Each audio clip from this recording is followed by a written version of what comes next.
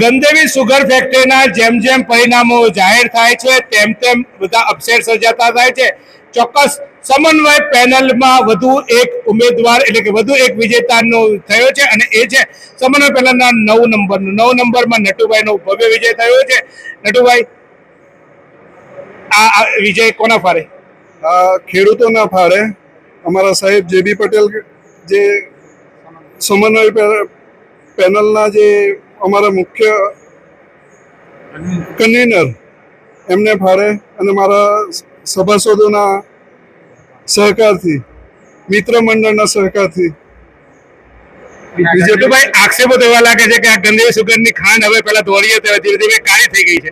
હવે દોડી કેવી રીતે કરશો? એ તો થઈ જ ગઈ, દોડી થઈ ગઈ સાહેબ. આગળ જ ચાલતા છે. આ સાહેબની પેનલ આગળ જ ચાલતી છે. અને શું પડકારો તમારા માટે? તમે શું વિચારો છો? કેમ કરીને કાળી ખાંડને દોરી કરશો? પુરવઠો નથી, ઓછો છે, એના લીધે થોડીક તકલીફ છે. બાકી પુરવઠો મળે તો વાઈટ જ સારા જ ભાવ મળે. ચોક્કસ. ભાવની સાથે સાથે વહીવટમાં એ બહુ ભ્રષ્ટાચારના આક્ષેપો લગાવ્યા છે. તમે કીધું કરોડો રૂપિયા તમે તો એક ચીમનીમાં ને કઈ પેલું ડિસ્ટિલરીમાં ને એમાં કરો. આ કેવી રીતે કરશો હવે? નહીં, બધું મેનેજ થશે, કઈ સહેજ નથી. જો બહુ કહેવાનું નથી, એ તો આવી જાય બધું આપોઆપ. પુરવઠો મળે એટલે બધું આપોઆપ આવી જશે. પણ પુરવઠા સાથે પૈસા બી આવે ને, પૈસા ખોટી જગ્યાએ વપરાય જાય તો મારી પાસે પૈસા આવે તો મને થાય કે પિક્ચર જોઈ આવું ને ગોવા ફરી આવું ને. તો તમારે સાહેબ આ તો સંસ્થા છે, સભાસદની ફેક્ટરી છે. આ સરકાર તમે એવું નહીં કહો પછી ગોવા બોવા ફરવાની. અમે કોઈ જગ્યાએ નહીં જાય, અહીંયા જ આવીએ. આ ફેક્ટરીના હિત માટે જ ફરીવાર આવ્યા.